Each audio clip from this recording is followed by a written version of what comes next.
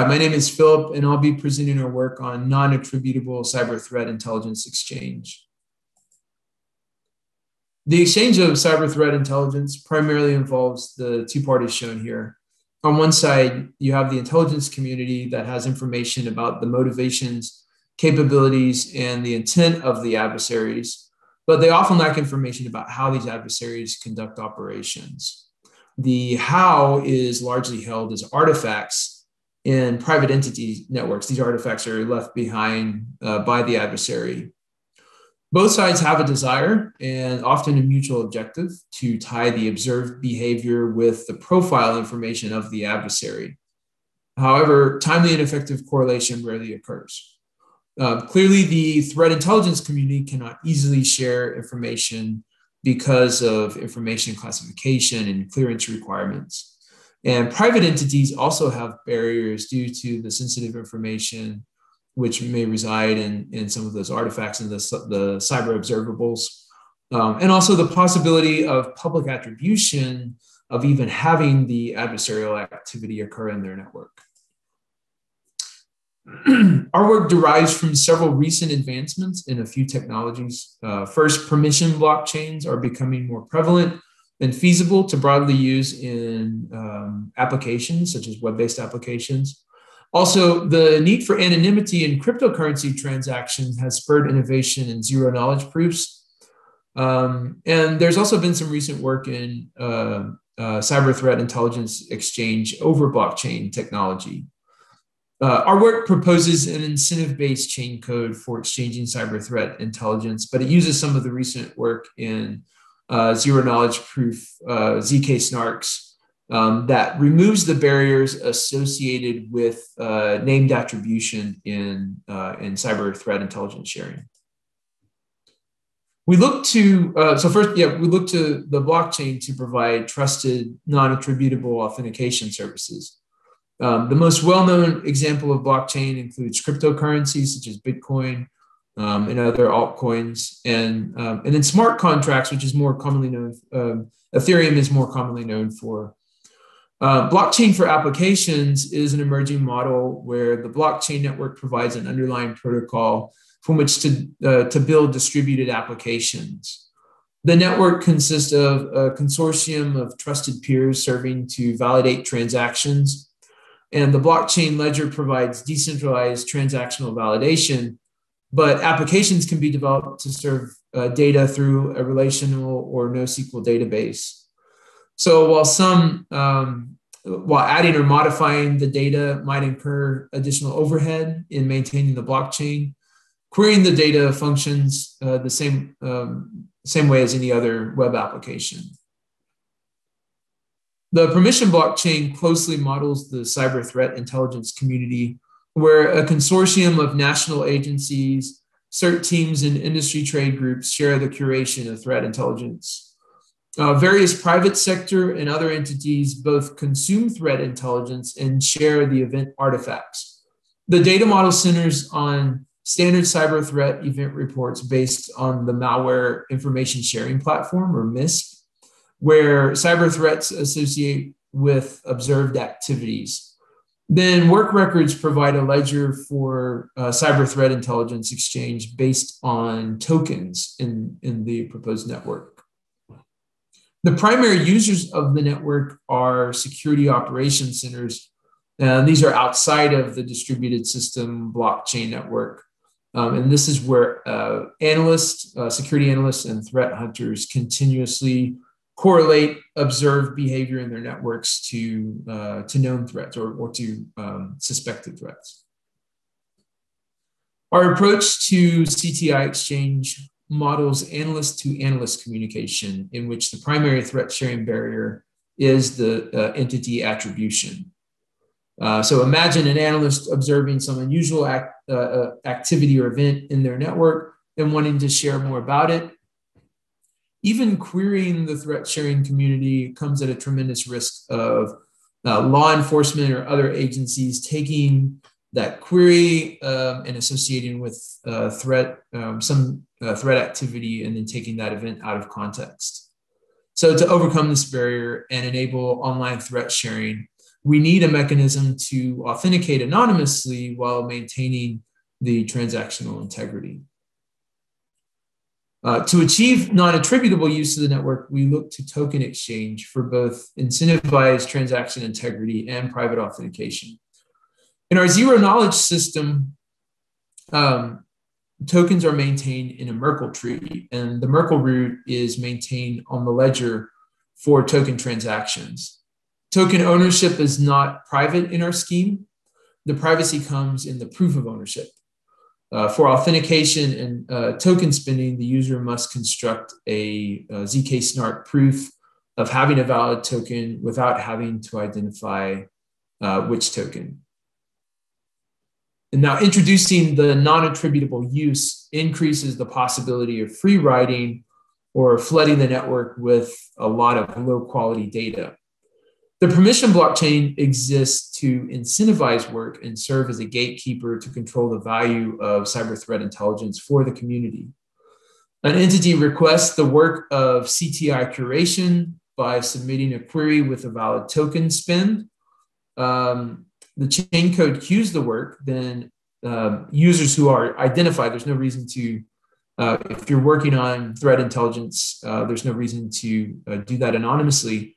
And you can perform this work by answering queries such as which threat group is tied to this IP address or to this URI. And the work is incentivized by the token exchange, the same token that's used for authentication.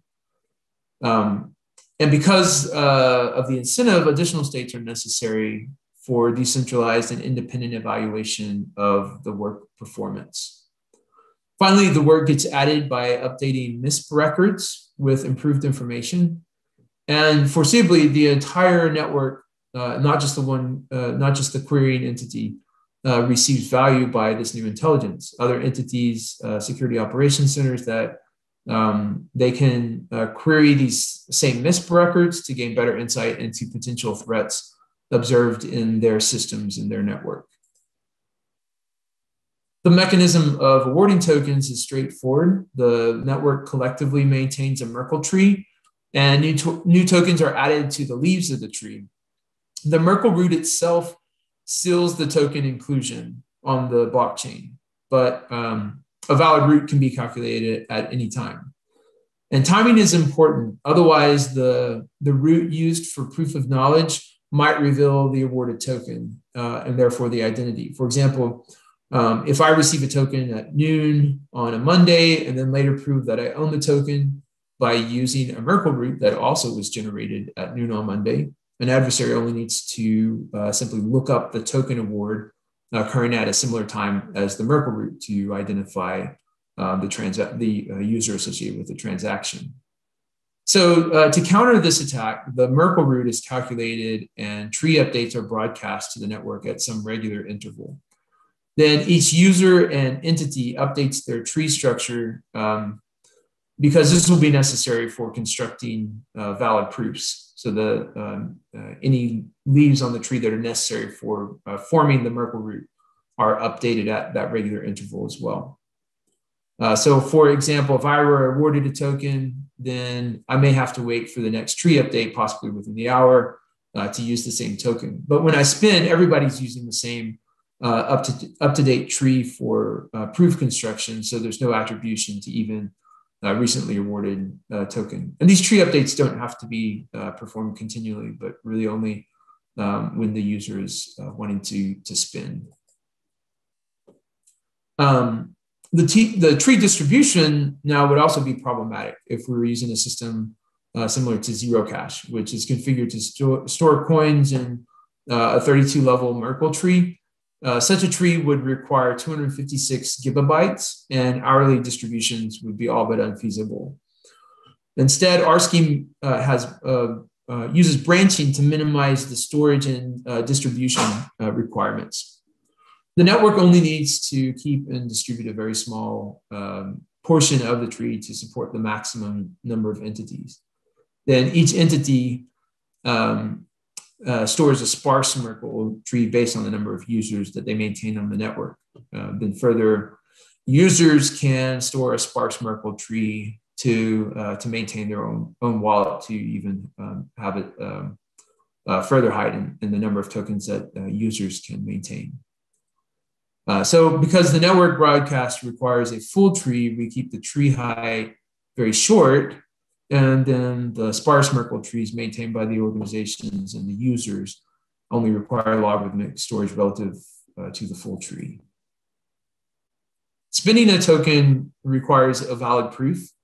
Tokens are similar to coins in zero cash, but we simplify the construction scheme because there's no need to support currency and off-network transactions. Instead, the token is constructed by a secure hash function of the user's secret key and an arbitrary serial number. Then the proof uses a valid Merkle root and reveals the serial number as public data for proof validation. The user's secret key and Merkle path nodes necessary to calculate the root are kept secret.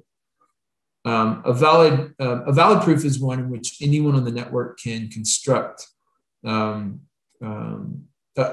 If the proof is valid, then the chain code must also verify that the root is used, that the root used for construction is also valid on the network. And then finally, to prevent double spending, a list of spent serial numbers is necessary to be maintained on the network.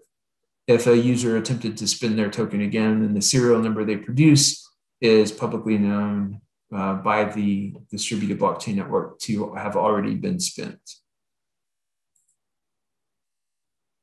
The ability to provide frequent tree updates allows for convenient authentication services such as revocation. Revocation can be difficult to achieve with anonymous authentication, but with frequent tree updates, the entity or network need only set a node of a user or even an entity to null, and any tokens previously issued to the user are no longer valid from that time forward. For implementation and testing, the height of the network portion of the tree we set at 14. And this only requires 1 megabyte of storage and network distribution to the network peers. And then the additional sparse tree storage required by entities and users is logarithmic. So the limiting factor for tree height is the proof construction time. In our testing over a single CPU, tree depth of 128 level tree required 4.2 seconds to then construct the proof, which for an analyst to analyst work request transaction, we feel that would be acceptable. So in conclusion, we've provided a new approach for overcoming the trust barriers of interorganizational threat sharing between private and public entities using a distributed ledger technology. We've also demonstrated a novel use of ZK snarks and sparse Merkle trees to enable anonymous authentications and anonymous token spending for permission users. And we believe this will pave the way for new approaches to sharing cyber threat and intelligence, which not only reduces the barriers, but also commoditizes this difficult work of curating cyber threat intelligence. And overall, the participants in the network receive a greater value. Thank you, and I look forward to your questions.